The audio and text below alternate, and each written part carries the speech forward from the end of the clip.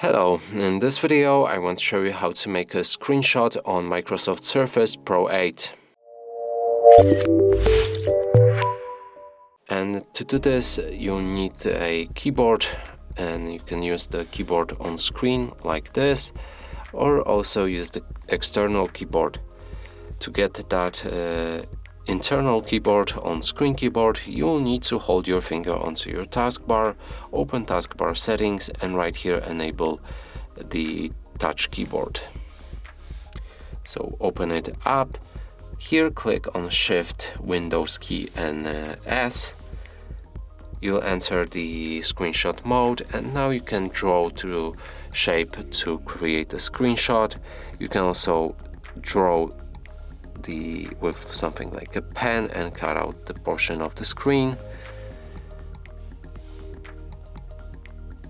Another way is to take a screenshot of a window or app that you have open, or simply click on this icon to make the screenshot of your entire screen.